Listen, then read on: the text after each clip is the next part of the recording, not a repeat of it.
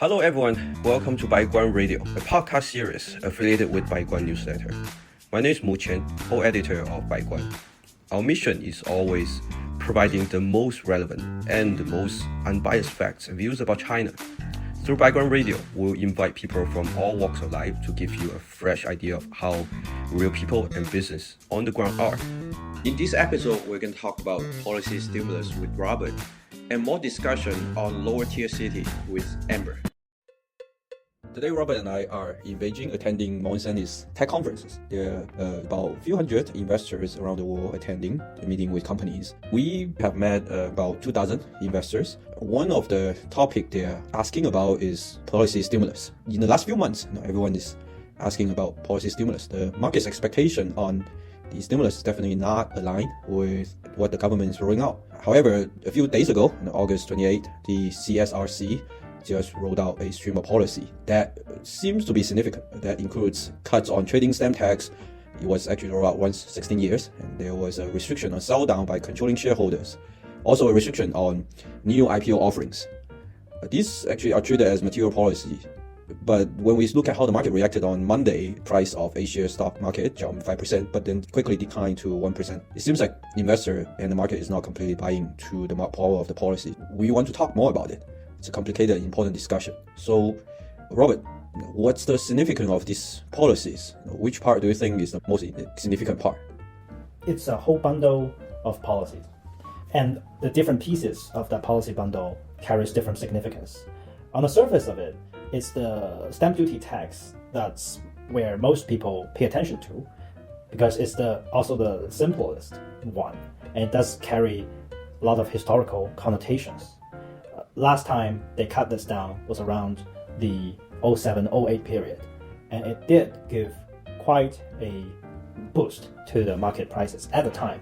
So with that memories in mind, a lot of people pay attention to this part, and a lot of people are asking over and over again when will the government reset and decrease the stamp duty tax. But with that said, stamp duty tax in China is already very, very low. It was only 0.08% of the trade, both ways included, before they slash it down again this time. So for example, if you're just trading 100,000 yuan doing that trade, you only pay 80 yuan for tax, which is like almost nothing. So by cutting down on that, it carries way more symbolic value than actual value. Unless if you are more of a quantitative, high-frequency trading fund. Yeah.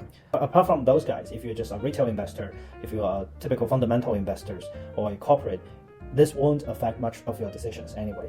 So I do not think that's actually the most significant piece, although it's the instant and also the headline-grabbing piece of those policy bundle.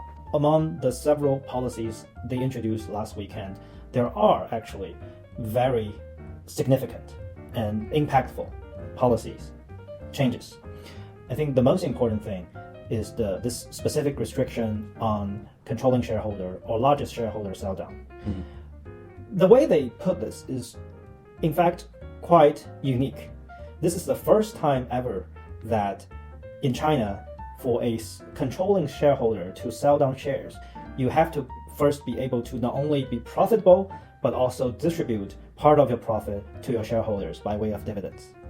So if you don't do that, if you don't make money for your shareholders, then you have no rights to sell down shares.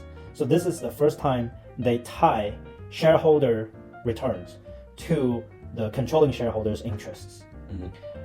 And why is that significant?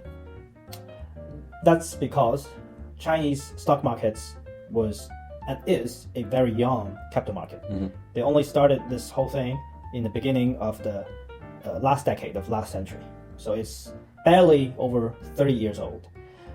Imagine you put the whole economy of a country onto a capital market.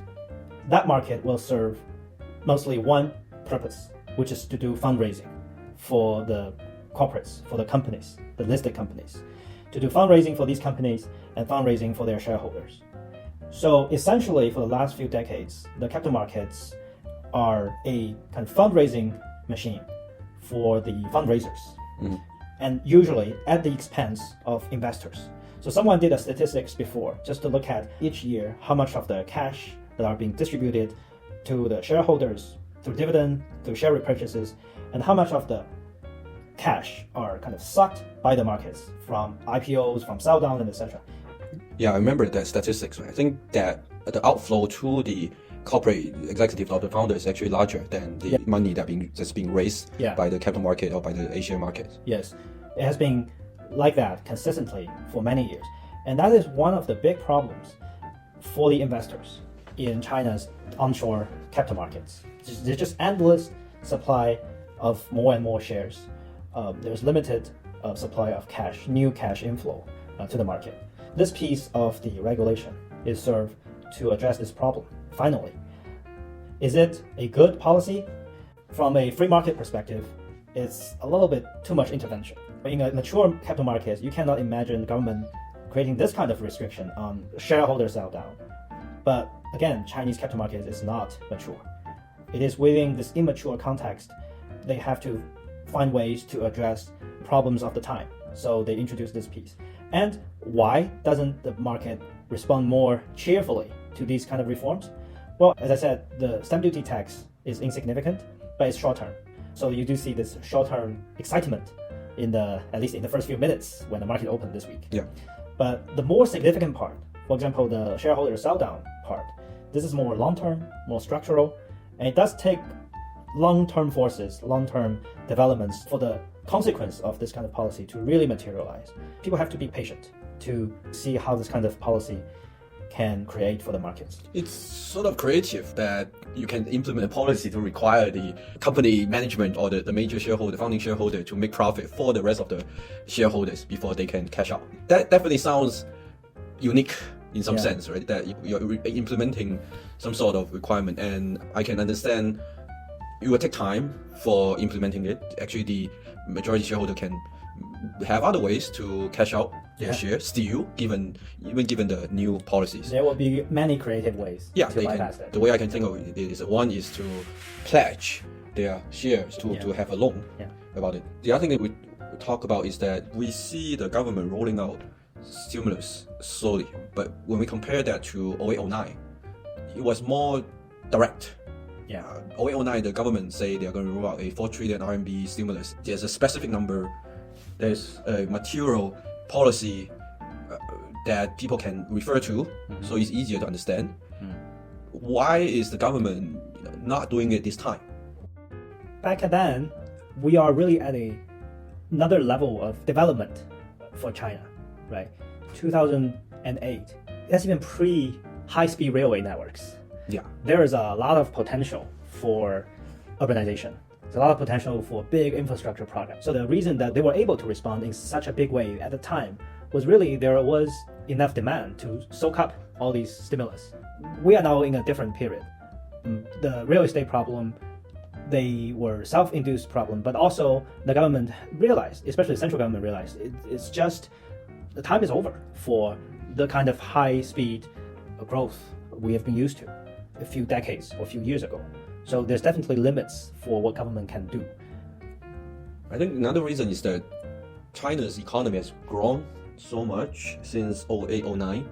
Back then in 08, the GDP of China is around 31 trillion RMB. 4 trillion out of 31 trillion is like 12%, 13% of GDP. But for 2022, China's GDP has grown to over 120 trillion RMB. So if the government put in a few trillion RMB as stimulus, actually, it may not work. And secondly is that the mechanism for a direct stimulus takes longer to be effective, given the size of economy, the complexity of the economy. So that's another reason, right? That a more sophisticated stimulus policy and plan and framework need to be structured compared to 0809. The other thing that I got asked a lot by our readers is visibility into the policy stimulus. It echoes what you talked about in the last episode on government's transparency. So from our readers' point of view, as investors, as business people that are doing business planning, they always want to see some predictability in the economy or in how policy works. I think our readers actually might have a hard time understanding or getting visibility into how would the policy stimulus be rolled out for the next few months or for the next couple of years. Do you think there's a way to get some understanding on it? Yeah, I definitely do. So, although Chinese political system is quite different from the Western ones, there are some essentially similar structures underneath. For example, officially we do not have people like lobbyists, but doesn't mean people who act as lobbyists don't exist. What I mean is there are decision makers and there are general public. But in between, there are also areas or people who are constantly making advices to the government, mostly academics, think tank people, and also some of the professional political consultants, advisors from the consultant conference. There are these non-state actors, but who are also talking at the same time with the general public, at the same time talking with the government decision makers, government agencies. I just advise people to pay more attention to many of these academics. Usually when they talk about some things, they will share some of their findings and their views, and there will be some public discussion of a certain topic and certain debates, and it could be reflective of the debates within the government system. And also especially pay attention to the advisors or academics that the highest layer of government or party have been talking with recently. Actually, a lot of these are public. There are always study sessions, Politburo meetings involving some of the academics. So pay attention to this kind of activities of high-ranking officials and also to the people who are interacting with them will be quite beneficial for understanding these policy changes. Yeah, that's one of the way I learned to see visibility into the central government's policy-making processes, right? Or their thinking around it. We can post it on the show notes, some of the names that we saw publicly that's been announced to be advisor or to be the invitees to state councils' economic studying sessions.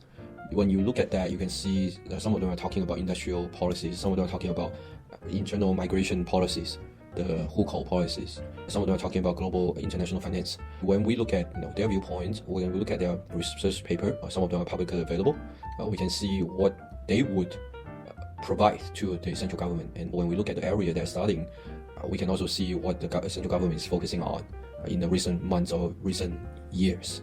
Yeah. We have talked about the stimulus policies, which focus on the macroeconomics. Let's switch gear to look at what's going on the ground at the micro level. We have published a very interesting article on a small town called Gaoyou in Jiangsu province in China, with 700,000 populations. I'd like to talk more about this type of society and economy in China, which is rarely seen by the outside world. After I read the article, I just learned about Gaoyou, but Gaoyou is actually quite representative of China. This kind of lower tier city will be the focus of China's economic developments for the next few years. At least that's our expectation. Amber, what do you think are the other lower tier cities that are representative of China? I guess the first city that came to my mind is Leshan, which is a low tier, third or fourth tier city located about an hour away from Chengdu, Sichuan province. One of the most famous thing I know of Leshan is the big Buddha, Leshan Dafo. Yeah, the giant Buddha. The giant Buddha is quite spectacular because it's literally carved out the stones from the mountain, so it's entirely naturally made. It's amazing craftsmanship. Yeah, that's my impression about Leshan. I'm guessing that's many people's impression about Leshan as well. But when we look at a city in China, we always fall into this generic imagination, and that's why we want to talk more about it. Because when I look into the GDP and economy of Leshan, I was amazed. They had a GDP of 230 billion last year. They had a faster growth rate than the nation. So what's special about this city? The unique feature is that the city has a lot of the cultural heritage, in addition to the natural assets such as like the mountains and the rivers, the long rivers. It actually has a deep cultural heritage. For instance, if you've heard about Guo Moruo, which is a famous Chinese poet, he was born and raised in Leshan. So a lot of people in Leshan, they actually have this appreciation for the history, for the culture. That made it very unique to develop the tourism industry because people wanted to come down to see a unique type of culture that they cannot see in the big cities. My grandparents live in Leshan, so I pretty much visit them every year, multiple times. Several years ago when I went to Leshan, it's pretty much like a day trip. So you went there, bought a tickets, went to see the Buddha, and you're pretty much done. But over the years, you actually see a variety of tourism, point of interest developed over the years. The catering, the restaurant scene is booming. You pretty much have hundreds of different street foods available if you visit Leshan. A lot of people actually went to Leshan to see the museum, which presents the history and connections of Leshan to Buddhism, so it's not just a giant Buddha. The city itself actually has a deeper connection to. I've seen a lot of people, including foreigners. I've seen foreigners even during the COVID period in 2021. They went to Leshan and they took longer trips. It's no longer a one-day round trip from Chengdu anymore. Many people actually wanting to take a few more days in Leshan and just enjoy the relaxed, slow lifestyle, play mahjong, have tea. So it's actually a quite lively scene that's being developed over the years. But how does it represent other towns or cities in China?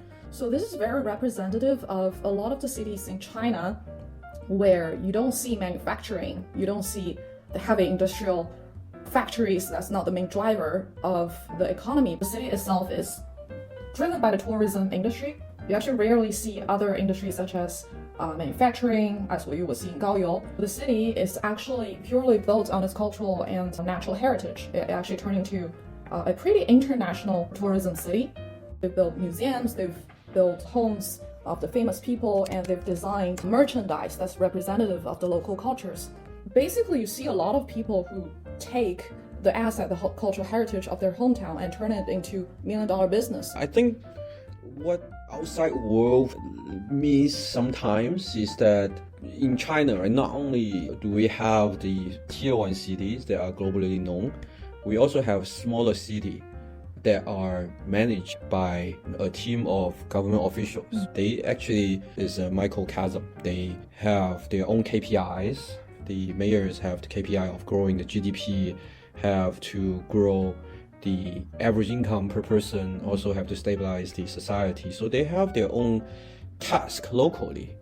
And surrounding that, local governments will focus on those KPIs, and they have to figure out a way to construct an industry. One keyword that you mentioned is industry. It's not just a tourism spot. Right. Or a city that's grown organically from bottom up. It's been meticulously designed by the local government. I'm sure if you go back and look at the city reports or the government reports by the city leaderships, they will publicize policies that drive the industrialization or the growth of the tourism industry in Leshan. Right? Yeah, it's always been one of the most important strategies by the local government to develop the tourism industry. It's not just building several points of interest, it's a strategy to develop the entire tourism industry and all the surrounding services around that. Yeah, because we know that it's a promotion system. Unlike some of the system in other countries, there's clear ladder within the government system. If you do well as a town leader, you might get promoted to be a city leader. And if you do well as a city leader, you might get promoted to a provincial leader. So leaders at each levels would focus on getting promoted, right? If they're ambitious and they're driven, right? But that's the leadership part. When we look at the city such as Leshan, right, the people also matter, right, from what you say. But many lower tier cities like Leshan a few years ago are seeing a hollowing of their population. Many of the young people are out, only the older peoples and the kids are in the hometown. How are they tackling that challenge? How can they attract young people back to their hometown? I'm actually seeing some trends that there's a reverse migration, but I'm not sure if that's a overall trend or just like anecdotal cases. Well, I think that is a problem, and let's just take Leshan as an example. I do see young people flowing out of the city. Even up until this point, I still see a net outflow of the young people. They prefer to go to cities like Chengdu, being one of the most popular destinations for the young from Leshan and the suburban area around Leshan. There are two very important reasons that contribute to this phenomenon. One being that even though the infrastructure has been developed, the city is literally brand new. However, you see a lot of the local residents, they still have a quote-unquote outdated mindset. I have a very personal story on that. So my grandpa actually passed away after COVID early this year. Oh, I'm sorry. That's okay. He actually refused to go to the hospital. That's not uncommon among the local residents, who are mainly the elderly folks. They're scared of the hospitals and they think they just overcharge you. However, their kids actually have very different thoughts. Being filial to your parents is such an important thing in Chinese culture, right? So usually kids would put their parents to the hospital before they pass away, because otherwise their neighbors and relatives are just going to judge you, saying things like, oh, you're not making everything you can to save your parents. You should be putting your parents into the ICU. However, that ignore the fact that elderly people, they may just want to pass away peacefully with a family at home. So that is a sharp contrast, suggesting that a lot of the local residents still have this quote-unquote outdated kind of mindset. They have a very traditional way of looking at the relationship to the relative, to the society, to the life and death. And that's just one of the examples. You have many other examples that pretty much explain the same concept here. Such mindset may not fit the ideas of what would be a nice place to live for many young people. So that's definitely one of the reasons. They want to live in a city that is modern, not just with the modern infrastructure, but also with the modern ideas. They want to have a broader vision of the world. They want to receive the new way of living their life. Secondly, I think another problem is the healthcare and the quality of the public services.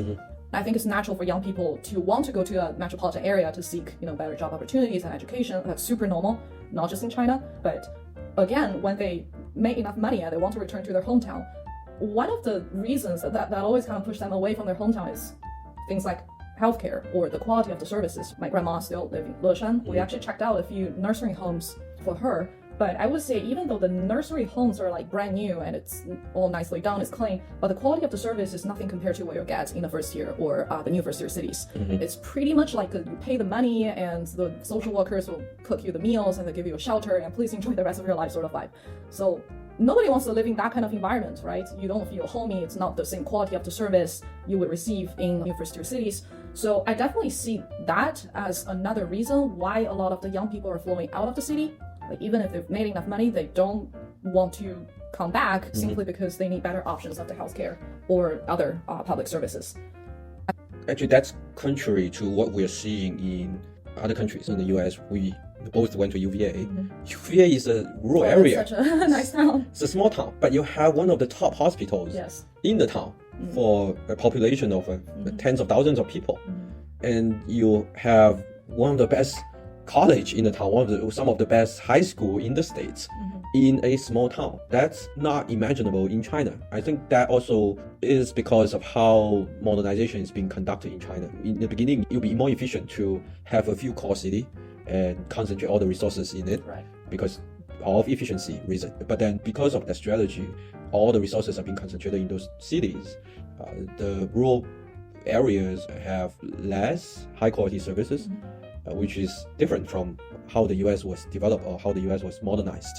So that's hugely different. But that's not the end of the story, because the immigration happens a decade or 2 decades ago.